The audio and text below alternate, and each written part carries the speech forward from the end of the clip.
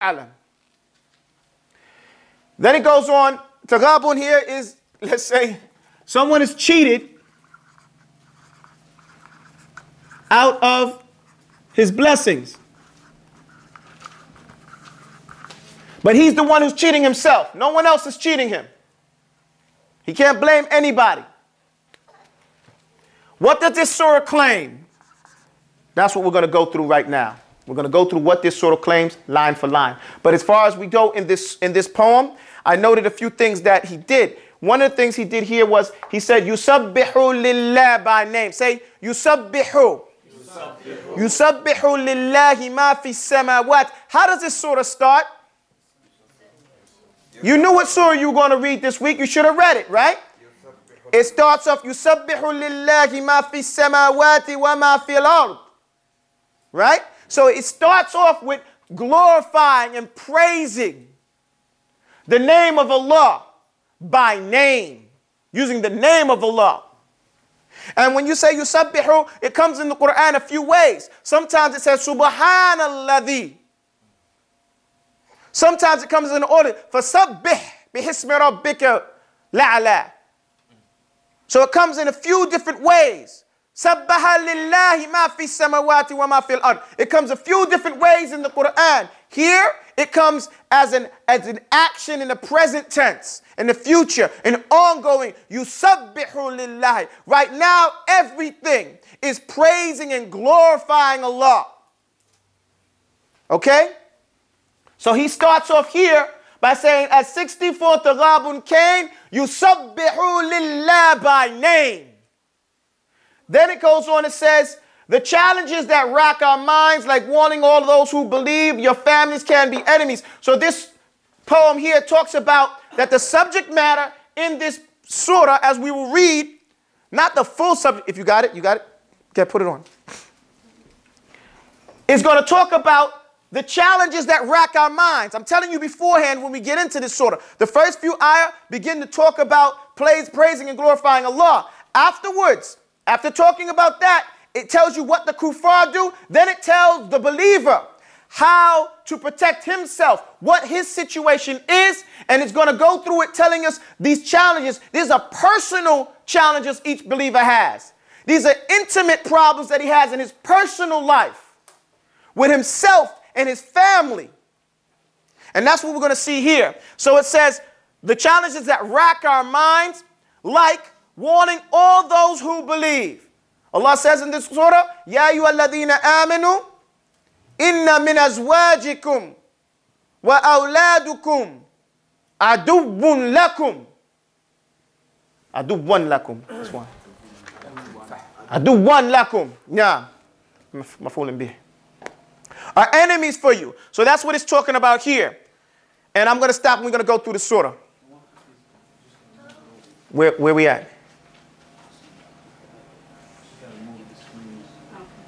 Could you erase the board? Where's my man? Okay. Could y'all put it over here, please?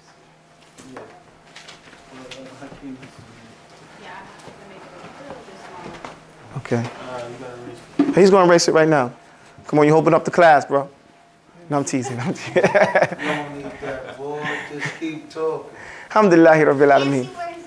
Don't worry about it. It starts off, the first part of the surah, it says, Yusabbihu lillahi ma fi samawati wa ma fil ard.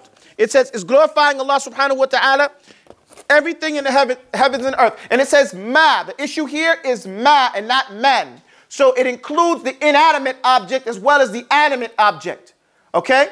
The inanimate object is the trees. The inanimate object is everything that doesn't move. So here the issue is, and I'm going to use this thing. Right, here the issue is I like this, is the ma right here. Okay? When it says ma instead of man, it includes everything that doesn't move, that you think it doesn't have an intellect. Okay? The things that have an intellect and things that don't have an intellect. That's an important point to note here. Like I said, this is just a general tafsir class. We're just going to go through this very briefly in order to familiarize you with the surah. Lahul mulk wa lahul hamd wa huwa ala kulli shay'in qadir. He has dominion. Here it said, you're going to put it down some. If you could put it down, it's better. Okay, shukran. Yes, put it up before he puts it down. Okay. Okay, that's good. That's cool right there. No problem.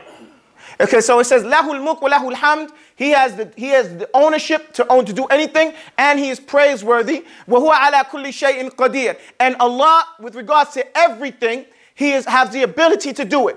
Huwa alladhi khalaqakum faminkum kafirun wa minkum mu'min. Here Allah says here, khalaqakum. So Allah created us, and still we have kafirs and we have believers. Okay? You would think that the one who created you, you wouldn't yakfur bihi, you wouldn't disbelieve in Allah subhanahu wa ta'ala. And then other ulama say that he created some of us and allowed some of us to be kafirs and allowed some of us to be believers, so we should be grateful about that.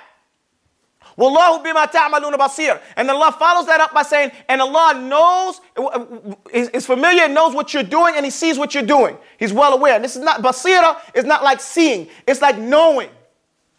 For like hindsight, we say. Okay? Then it says, خَلَقَ السَّمَوَاتِ وَالْأَرْضَ بِالْحَقِّ وَصَوَّرَكُمْ فَأَحْسَنَ صُوَرَكُمْ. Here he is musawwiru. Here, these words right here show you that Allah subhanahu wa ta'ala is musawwiru. This is talking about the rububiyyah of Allah in his lordship. That he's the al-khaliqul al-bari'u wal-musawwiru. That he's the one who created you. Well, and he's the one who, and bari'u al-bari' is the one who created a flawless being the first time. That's what that means. And al-musawwir is the one who shapes you. Okay? And these all deal with the lordship of Allah subhanahu wa ta'ala. Wa ilayhi al-masir. Masir here, ma is a place. Musayyira, sayyira shay is no matter the end result of what you do, you're going to end up with Allah. No matter what way you come, what effort you do, the end result of you is going to end up with Allah. Ya'lamu ma fi samawati wal ard. وَيَعْلَمُ مَا تُسِرُّونَ وَمَا تُعْلِنُونَ وَاللَّهُ عَلِيمٌ بِذَاتِ الصُّدُورِ. He says here, this whole next ayah deals again with Allah's knowledge, with the knowledge of Allah when he talks about what he knows. يَعْلَمُ مَا فِي السَّمَاوَاتِ وَالْأَرْضِ. He says he knows what's in the heavens and the earth, and he knows مَا تُسِرُّونَ, the secrets.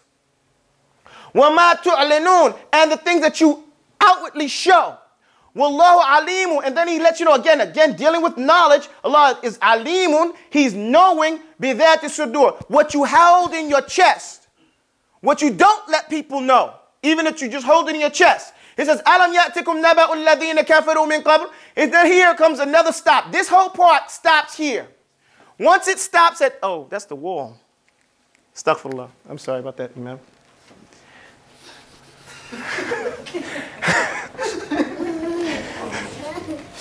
Okay, let me put my hand here. After dealing with these first few ayat, a new line starts. He starts with a question. Alam ya'tikum. Hasn't it come to you? Naba'ul ladhina kafaru min qabl. Hasn't it come to you the news? The naba, we know Surah An-Naba. The information, we know what a nabi is. It's from the same word. Don't we know the information of those who disbelieved from before? These people came before and we saw what happened. What's the benefit for mentioning that? So that if you're not going to live long enough to make all the mistakes yourself. So if you're wise, what do? You learn from the other people's mistakes. If you see everybody walking and falling off the mountain, are you going to keep walking? What are you going to do?